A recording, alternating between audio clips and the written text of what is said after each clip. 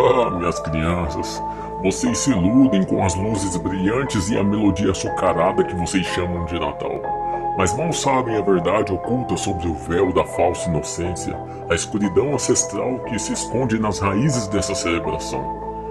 Permitam-me puxar o véu e revelar as festividades pagãs que foram não incorporadas, mas engolidas, suas almas absorvidas por um novo dogma. Tudo que não te contaram, você descobre agora. O nefasto lado do Natal.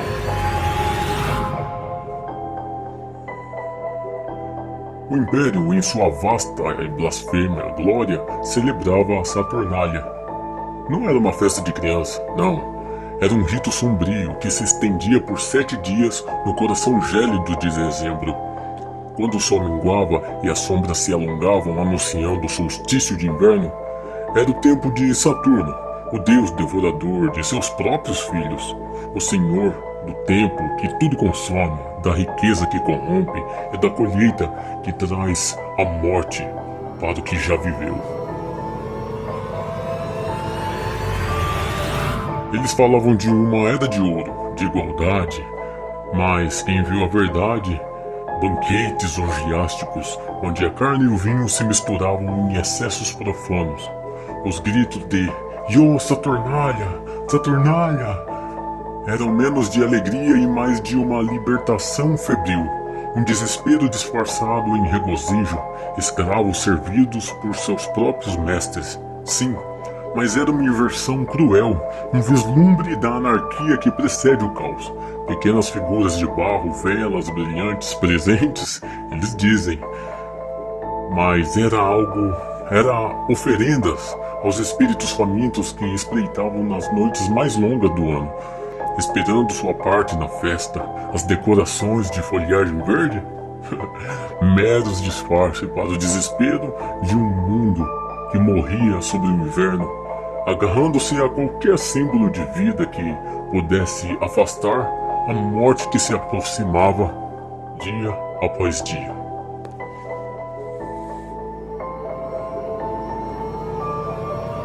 O gelo ancestral, o Yule nórdico germânico. Mais ao norte, onde o gelo mordia a alma e a escuridão era uma amante constante, os povos nórdicos e germânicos se curvavam ao Yule. 12 noites de terror e êxtase, no coração do solstício de inverno. Um tempo para honrar não apenas os deuses, mas os ancestrais, os que já caminhavam no reino dos mortos, e os espíritos famintos da própria natureza.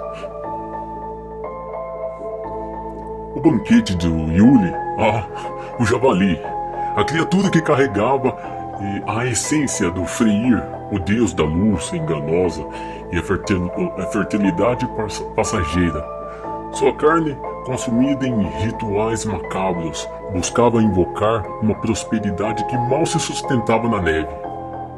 A tora de Yule, hoje conhecido como pau de sebo, uma coluna de vida que era condenada ao fogo lento, suas chamas dançantes, uma prece desesperada, que a luz não se extinguisse de vez, para que ela não se extinguisse de vez.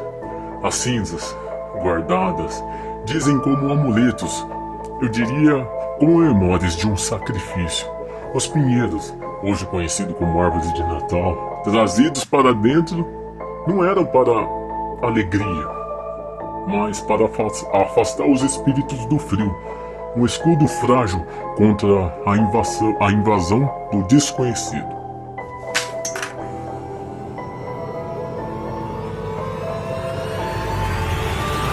E as oferendas? Oferendas e sacrifícios a gente conhece hoje como amigo secreto, trocas de presente.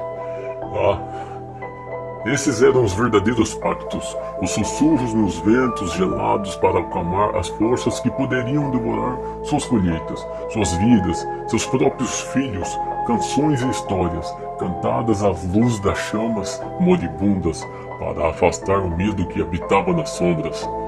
Hoje conhecemos essas canções como canções de Natal.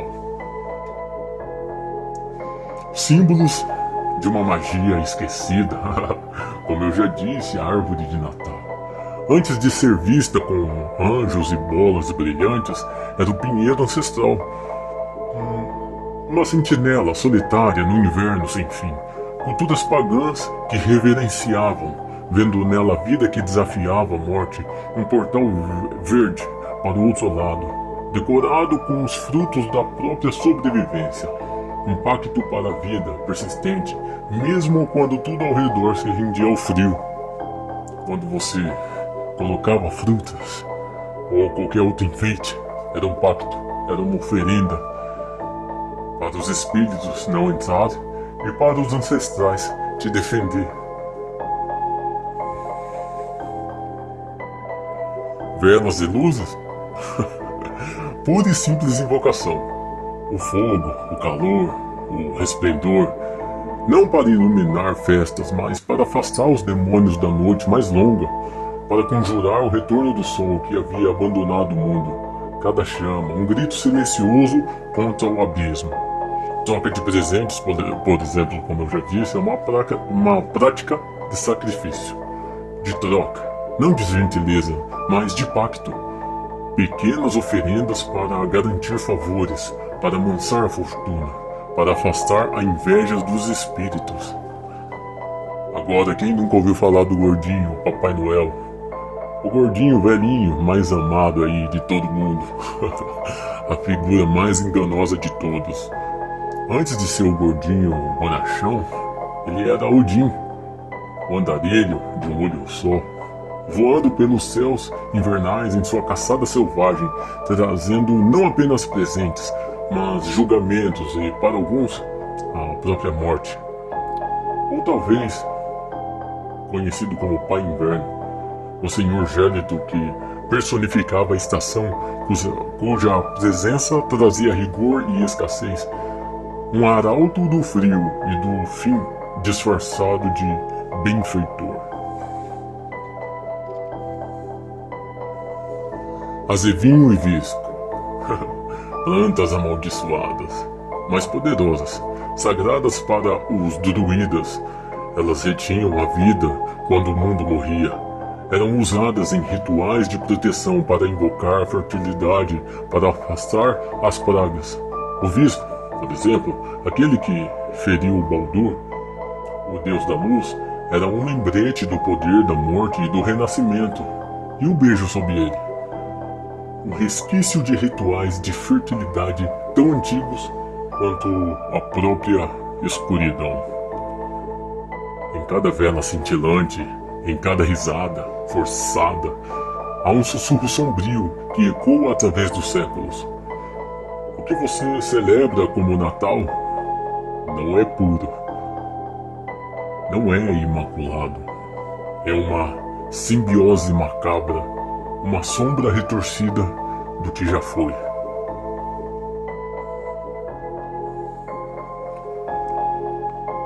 Agora vamos falar de como isso foi transformado no Natal. Como tudo isso aconteceu. Crianças, a Bíblia, ela é um livro de mistérios e revelações, mas sobre a data exata do nascimento do Salvador, ela se cala, um silêncio ensurdecedor, não acha? Isso abriu a porta, ou melhor, a cova, para algo mais antigo e, para alguns, muito mais profanos. No século IV, quando Roma fervilhava com sua fé pagã, a igreja encontrou a sua oportunidade. O dia 25 de dezembro já era sagrado, tingido pelo sangue e pelo calor das fogueiras pagãs que celebravam o sol invicto. Era o renascimento do sol, a vitória da luz sobre a escuridão do inverno. Mas a igreja, com sua astúcia ancestral, não destruiu essa festa. Ela devorou. Eles não queriam converter os pagãos pela fé, mas sim pela familiaridade. Era mais fácil persuadir do que proibir. Assim, a escuridão do solstício foi engolida pela luz, de um novo nascimento, o nascimento de Jesus, uma transmutação, uma possessão da data, onde o divino se sobrepôs ao ancestral, mas nunca o apagou completamente. Cada símbolo que você venera na época natalina tem um eco, um resquício de ritos mais primitivo, mais pagãos. O Sol Invictus, por exemplo, se curvou ao Sol da Justiça. Pense nisso. A celebração do astro-rei que trazia o calor e a vida foi subvertida. O brilho físico se transformou em uma luz espiritual, mas a essência do domínio e do renascimento permaneceu, apenas com um novo mestre. Decorações verdes e ameaçadoras, aquelas plantas perenes, o azevinho com suas bagas vermelhas, a era que se agarra, enfim, o visco que beija sobre as sombras. Eles não eram apenas decorações, eram símbolos de vida e fertilidade. Imagine, sim, mas também de espíritos da floresta, de rituais druídicos e de persistência da natureza selvagem. Você traz para dentro da sua casa sem saber que você convida ecos macabros dos milênios. A igreja, com sua sabedoria milenar, não apenas adaptou, mas absorveu, desenvolveu rituais e liturgias para encobrir as raízes pagãs, para que a nova fé pudesse florescer sobre as cinzas das antigas crenças, o mistério da encarnação. A vida de Deus ao mundo tornou-se um manto que encobriu os sussurros do passado.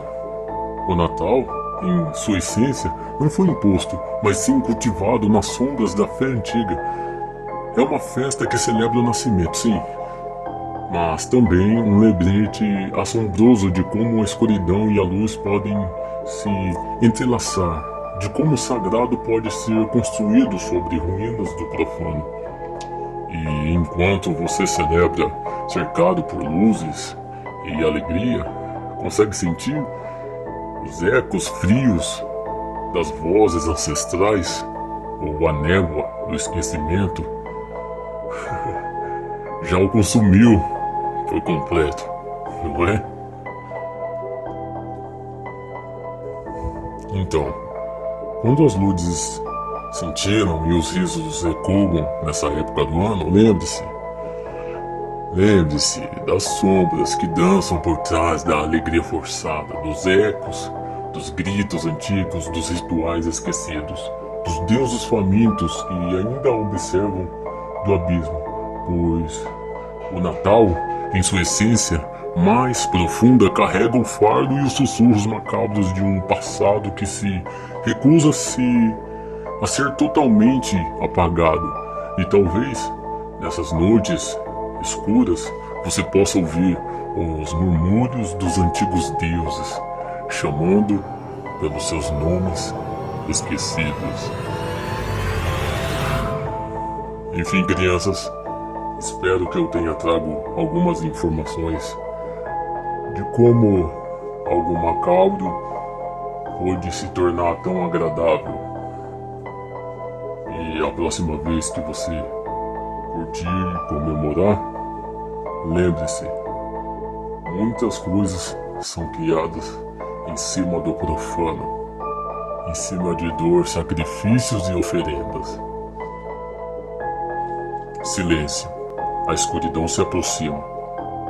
Cuidado com o que se espreita nas sombras. Eu sou o mestre dos medos. E a gente se vê no próximo escuro sombrio da noite.